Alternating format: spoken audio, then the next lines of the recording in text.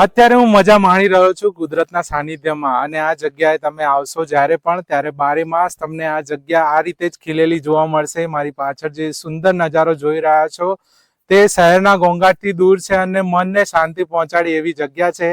Last વિડીયોમાં આપણે visit કરી હતી કેવડી ઇકો ટુરિઝમ કેમ્પ સાઇટની, જ્યાં આપણે જંગલમાં પણ રોકાયા હતા અને ટ્રેકિંગ માટે પણ ગયા હતા. ખરેખર સુંદર જગ્યા છે. એ વિડીયો નથી જોયો, ચોક્કસથી જોજો. આ સુંદર જગ્યા વડોદરાથી 105 કિલોમીટરના અંતરે આવેલી છે અને કેવડી ઇકો ટુરિઝમ કેમ્પ સાઇટની મુલાકાત લેશો તો ત્યાંથી તદ્દન 10 કિલોમીટરના અંતરે આવેલી આ સુંદર જગ્યાનું નામ છે સાગટાળા. સાગટાળા આ જે પાછળનો વ્યૂ દેખાય છે તે તો સુંદર જ વ્યૂ છે. તે સિવાય પણ અહીંયા એક સુંદર ડેમ પણ આવેલો છે અને આસપાસ ઘણા બધા ડુંગર છે. તમે અહીંયા ટ્રેકિંગ માટે પણ જઈ શકો છો. સાથે સાથે અહીંયા વન્યજીવો પણ તમને જોવા મળે છે. તમે સિટીના ઘોંઘાટથી દૂર આવો અને અહીંયા એન્જોય કરવા માટે આ વન ઓફ ધ બેસ્ટ જગ્યા છે. લોકેશનની વાત કરું તો સાગટાળા એ દેવગઢ બારિયા તાલુકામાં આવેલો અને દાહોદ જિલ્લામાં આવેલું છે. અને તમે અહીંયા આવો તો અહીંયાનું સૌંદર્ય માણો અને સાથે સાથે અહીંયા સાગટાળા ડેમ આવેલો છે એ હું આગળ વિડીયોમાં જઈને તમને બતાવું.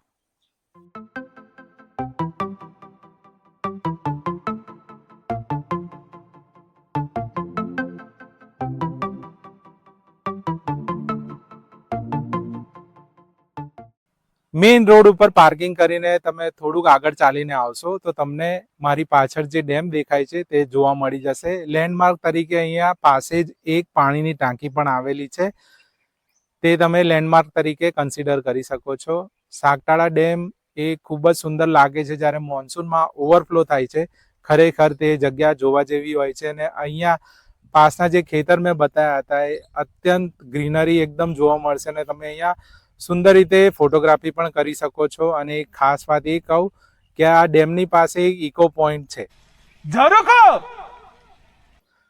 હવે હું મારી પાછળ જે રસ્તો છે ત્યાંથી હું આગળ જઉં અને ડેમની પાછળ એક રિઝર્વ વોટર છે ત્યાં તમને ત્યાંથી એક સુંદર નજારો બતાવું. ખરેખર આ જગ્યા બેસ્ટ છે અને બેસ્ટ ટાઈમ ઓફ વિઝિટિંગ છે. તમે અર્લી મોર્નિંગ આવશો અને ઇવનિંગ ટાઈમ આવશો તો અહીંયા ઘણા બધા પક્ષીઓ જોવા મળશે અને દિવસ દરમિયાન તમને અહીંયા ઘણા બધા ગોવાળિયા જોવા મળી જશે. ગાયોને ચરાવવા લે છે અને તમને એક કુદરતી નજારો જોવા મળી જશે.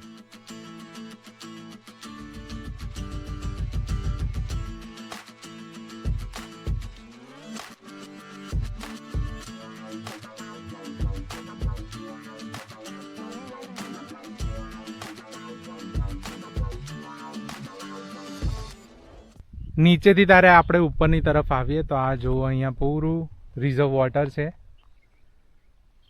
અને વચ્ચે 1, 2 અને 3 પ્લેટો પણ આવેલા છે અને સામે પૂરું જંગલ છે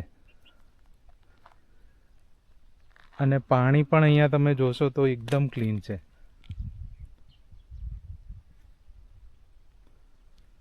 અને સામેની સાઈડ ઉપર આ ડેમની ત્યાંથી ઓવરફ્લો થાય છે. હવે હું તમને અહીંયાના થોડા વિઝ્યુઅલ્સ બતાવું અને આગળ મળું.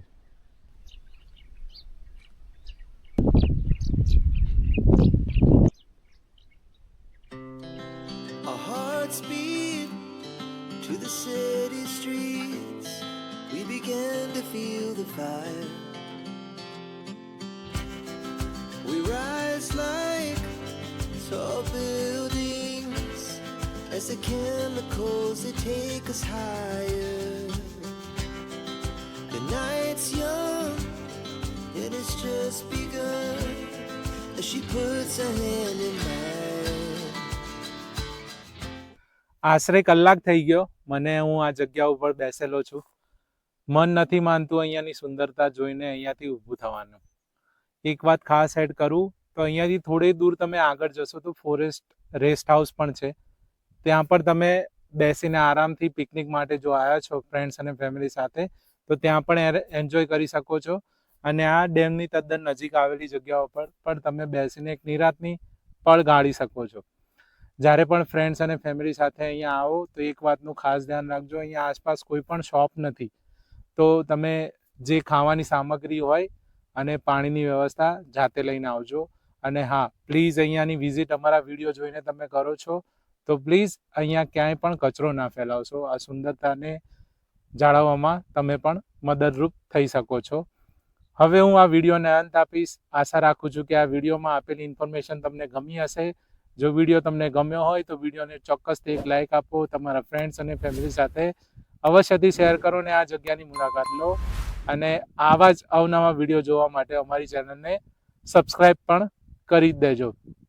હવે હું ફરીથી મળીશ એક નવી જગ્યાએ એક નવી વાત સાથે. ત્યાં સુધી બાય બાય.